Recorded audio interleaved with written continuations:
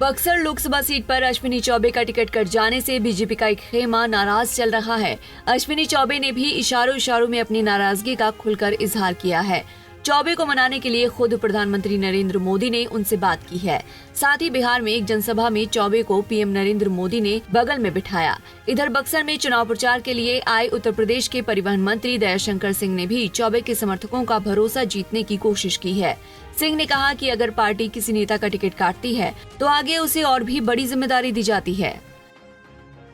मंच पर जो है एक मंत्री के रूप में साझा करने का अवसर मिला, ये केवल भारतीय जनता पार्टी में संभव है।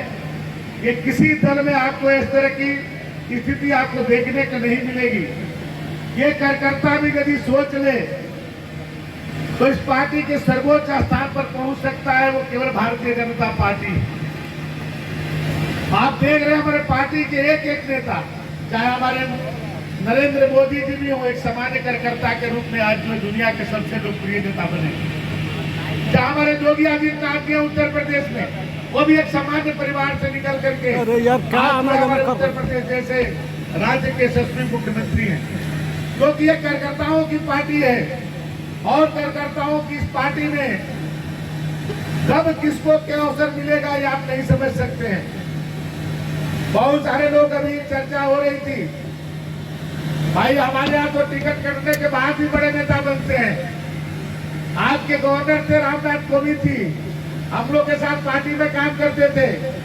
जैसे मिथिलेश जी पार्टी के महामंत्री हैं, तो उस समय उत्तर प्रदेश के वो महामंत्री थे और मैं पार्टी के उपाध्यक्ष हुआ करता था। वो भी लोकसभा का टिकट मांगे थे और जब उनको लोकसभा का टिकट नहीं मिला तो पार्टी ने बिहार का गवर्नर बना दिया, बाद में देश के राष्ट्रपति बना दिया। ये केवल भारतीय जनता पार्टी में संभव है। हमारे यहाँ एक और थे उत्तर प्रदेश में राम प्रकाश गुप्ता जी, वो जिस विधायक थे और उनकी सीटिंग टिकट काट दिया गया और टिकट काटने के बाद उसी टेन्योर में जब कल्याण सिंह जी छोड़े तो उनको पार्टी ने मुख्यमंत्री बना दिया। आप अभी देखिए हमारे जो आपके गवर्नर थे फागू चौहान जी, तो वहां मंत्री नहीं बने तो बिहार में गवर्नर बन गए। तो ये कोई न सोचे कि यहाँ टिकट नहीं मिलता है तो उसको नहीं सोचा जाता है, पार्टी उसको बड़ा उससे भी बड़ा सम्मानित पद देने का काम करती है। वहीं दयाशंकर सिंह ने दावा किया कि यूपी में बीजेपी 80 और बिहार की 40 सीट जीतने वाली है। उन्होंने कहा कि सोनिया गांधी खुद यूपी का मैदान छोड़कर चली गई हैं। वहीं राहुल गांधी भी यूपी की अमेठी सीट छोड़कर केरल चले गए हैं।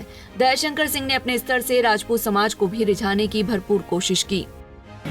यदि बक्सर से सांसद बनेंगे तो बक्सर वर्षों से जिसके लिए वर्षों अभिलाषी है, वो विकास का भी काम जो है मिथिलेश तिवारी के माध्यम से होगा। पिछले दिनों में अश्विनी चौबे जी भी बहुत कोशिश किए बक्सर के विकास के मुख्य धारा में लाने के लिए। उनके समय में भी मैं बक्सर कभी कभी कार्यक्रमों में आया करता था और उन्होंने एक बहुत बड़ा एक विजन बनाया था। मुझे पूर्ण विश्वास है उस विजन को भी मिथिलेश तिवारी जो आगे बढ़ाने का काम करेंगे, हम सब मिल करके, क्योंकि बक्सर का भी इतिहास भगवान श्री राम से भी जुड़ा हुआ है।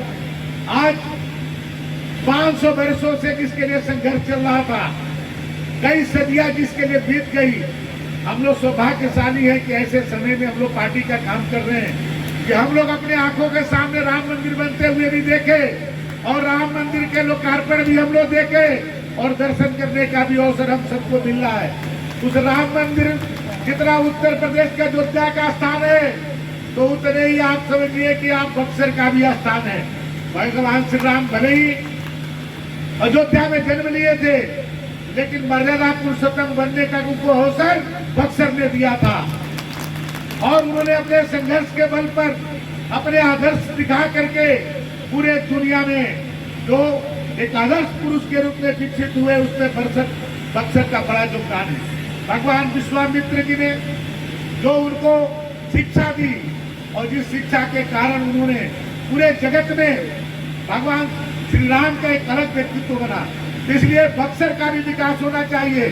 आज अयोध्या में 50,000 करोड़ से ज्यादा का वहाँ पर विकास हो रहा है, तो बक्सर में भी तो उसका कुछ न कुछ यहाँ आना चाहिए और ये काम तभी हो पाएगा जो अभी कहा गया कि 400 के पार मोदी जी ने कहा है और 400 के पार तो होगा है। मैं तो उत्तर प्रदेश से कह रहा हूँ कि जैसे आप लोग 40 सीट जीते थे, इस बार 40 सीट जीतने वाले हैं, तो हम लोग भी 80 की 80 सीटें जीतने वाले हैं।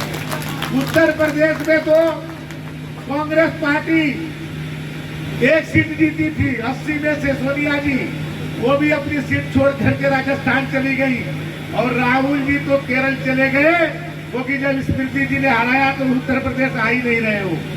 तो और हमारे अखिलेश जी भी वहां पर अभी तक वहीं पे चुनाव लड़ने के लिए तैयार नहीं हो रहे। अपने चाचा को टिकट दिए थे, चाचा ने भी टिकट वापस कर दिया।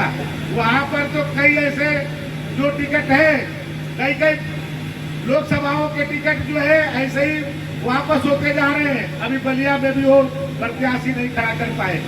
तो आप 400 के पार आप देखेंगे कितना है, उसकी काउंटिंग करनी है। लेकिन 400 के पार के साथ साथ बक्सर 4 लाख का पार भी करे, जो आज मंच से कहा गया कि सभी रिकॉर्ड को आपको तोड़ देना है। और इन्होंने कहा कि भाई ये सही है कि क्षत्रियों तो सुरक्षा देने का काम करते हैं, रक्षा करने का काम करते हैं। सदैव ब्राह्मणों की रक्षा करने का काम क्षत्रियों ने किया है, और बक्सर के चारों तरफ क्षत्रिय जो है इनकी सुरक्षा के लिए है। आप देखिए उधर अपने सुशील बाबू है, इधर हमारे नीरज शेखर जी को भी पार्टी ने टिकट दे दिया है बलिया में, और उधर अपने हरके सिंह जी भी है आरा में, और राजीव प्रताप रूडी भी है। चारों तरफ से क्षत्रियों के छाया में है। आपको कोई बाल बांका नहीं कर सकता है। और आपका जो 4 लाख का पार राम सेवक जी ने कहा है, तो बक्सर की जनता उससे आगे चल करके आपको जिताएगी, क्योंकि इस बार लड़ाई नहीं होने वाली है। हम लोग जितना आगे बढ़ सकते हैं उतना वोट हम लोग को मिलने वाला है। सामने मैदान में कोई रहने वाला नहीं है। बक्सर में मिथिलेश तिवारी चौतरफा संकट से घिरे हुए हैं। एक तरफ आरजेडी से उन्हें सुधाकर सिंह टक्कर दे रहे हैं, तो दूसरी तरफ निर्दलीय आनंद मिश्रा भी बीजेपी के कोर वोटर में सेंध लगा रहे हैं। साथ ही अश्विनी चौबे के समर्थकों ने भी मिथिलेश तिवारी से किनारा कर लिया है। अब देखना होगा कि मुश्किलों से घिरे मिथिलेश तिवारी की नैया पार लग पाएगी या नहीं। पंजाब केसरी टीवी के लिए बक्सर से संजय उपाध्याय की रिपोर्ट। हमसे जुड़े रहने के लिए हमारे YouTube चैनल को सब्सक्राइब करें और नई वीडियो की नोटिफिकेशन के लिए बेल आइकॉन को दबाएं। अगर आप ये वीडियो Facebook पर देख रहे हैं तो लाइक जरूर करें और ज्यादा से ज्यादा शेयर करें। धन्यवाद।